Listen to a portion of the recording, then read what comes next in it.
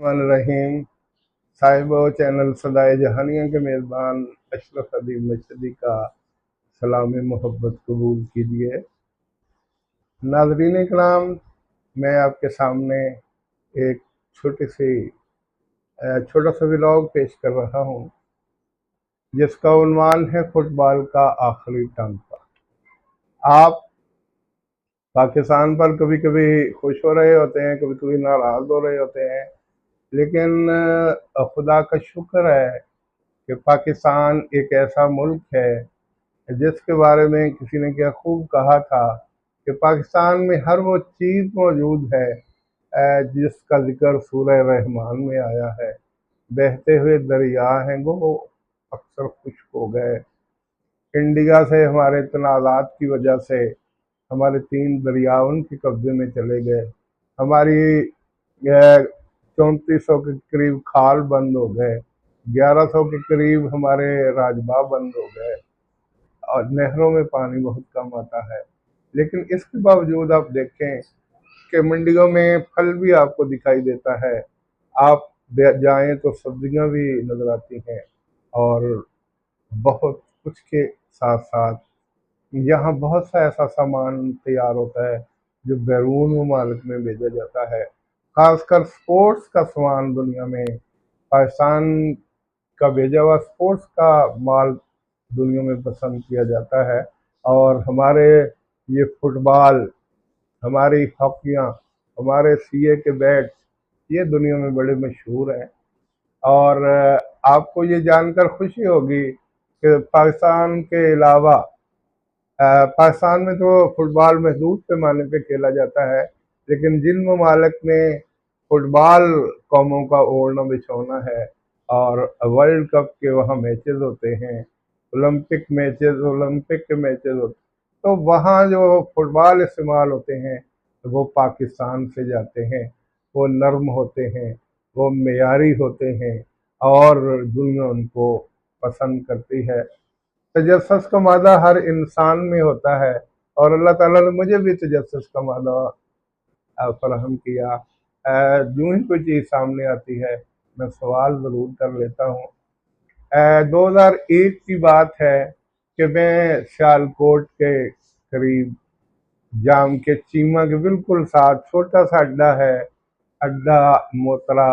वहाँ मेरे ससुर सैयद मोहम्मद अकरम गिलानी रहमतुल्लाह अलैह जो जैयद आलिम दीन थे वो रहाइश पजीर थे। तो मैं बच्चों समेत वहाँ गया तो मैंने उनसे पूछा कि ये छोटा सा एक मुझे कमरा दिखाई देता है और ऊपर लेदर की जैकेटें दिखाई देती हैं, तो ये क्या माजरा है। तो वो कहने लगे कि यहाँ फुटबॉल कारीगर फुटबॉल बना रहे हैं, लेदर की जैकेटों की सिलाई हो रही है। तो अगले ही लम्हे मेरे जहन में ख्याल आया कि क्यों ना मैं उनसे मालूमात हासिल करूं।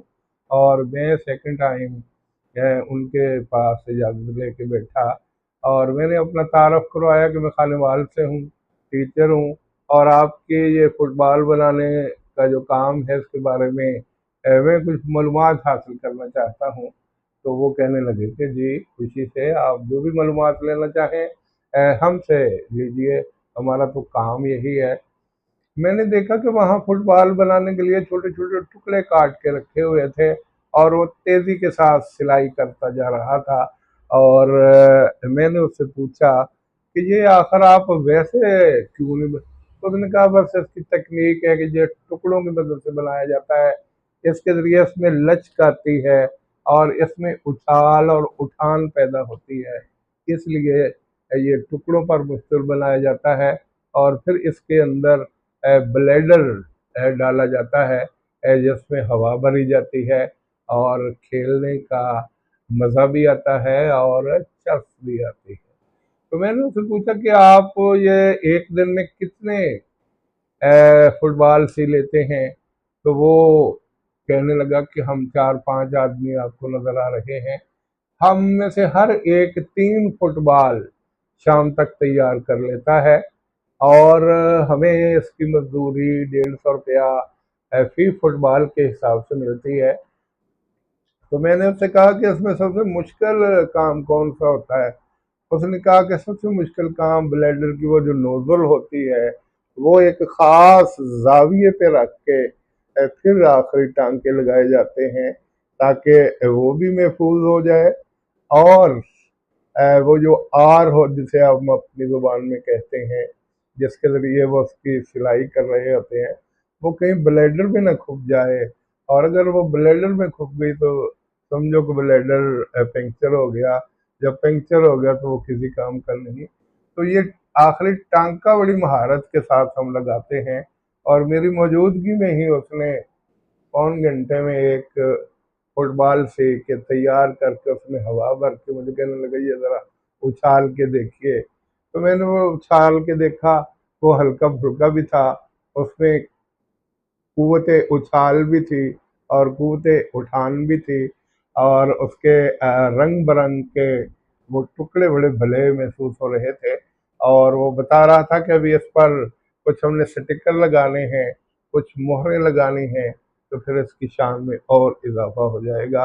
मैंने दीगर अपना खेलों में इस्तेमाल होने वाली चीज़ों के बारे में पूछा, तो वो बताने लगा कि जब आप हाकियाँ देखते हैं तो हाकियाँ बनाना भी एक बड़ा फन है। मैंने कहा कैसे? कहने लगा कि शहतूत की छोटी छोटी बारीक टहनियों को जब वो छोटी होती हैं वहीं बांध दिया जाता है, और वो साल भर या 2 साल में जब अ, उसकी शाखें वो बड़ी होती हैं तो वो जहाँ से मुड़ी होती हैं वो मोड़ सा काफ़ी बड़ा हो जाता है, तो उसको आरी के साथ बड़ी महारत से काट लिया जाता है, और फिर बड़ी महारत के साथ उसकी छलाई की जाती है, उसकी रगड़ाई की जाती है, उसको पॉलिश किया जाता है। हॉकी दो हिस्सों पर मुश्तमिल होती है। पहला हिस्सा जो मोड़ होता है जिससे गेंद कैरी करते हैं, जैसे गेंद को स्कूप करते हैं, ये शहतूत से बनाई जाती है। और जो पीछे वाला हिस्सा होता है ये ज़रा लचकदार लकड़ी होती है, और वो हिस्सा जो शहतूत के उस गोल हिस्से पर मुश्तमिल होता है, उसमें एक कट लगा के, पंजाबी जो उन्होंने कहते हैं ना फाना ठोकना, वो कट लगा के उसमें फिट कर देते हैं, और फिर उसके ऊपर मजबूत डोरी लपेटी जाती है। उस स्टिक में, उस हॉकी में लचक भी होती है, और जैसे खिलाड़ी उसको चाहता है उसको मूव करता हुआ चला जाता है। तो आपने देखा होगा कि कितने ही खिलाड़ी ऐसे थे जो हॉकी का बेहतरीन इस्तेमाल करते थे। मुझे अब्दुल हमीद हमीदी याद आ रहे हैं, मुझे हसन सरदार याद आते हैं, मुझे कलीमुल्लाह और समीउल्लाह याद आते हैं, मुझे शहनाज शेख और हनीफ मोहम्मद याद आते हैं, जो बेहतरीन अंदाज में कैरी करते हुए गेंद को आगे लेके जाया करते थे और पाकिस्तान का नाम रोशन करते हैं। बहुत से और नाम हैं जिनमें कुछ नाम इस वक्त मेरे जहन में आ रहे हैं, कुछ नहीं आ रहे। बहरहाल बहुत से ऐसे नाम हैं जिन्होंने पाकिस्तान के नाम को रोशन किया।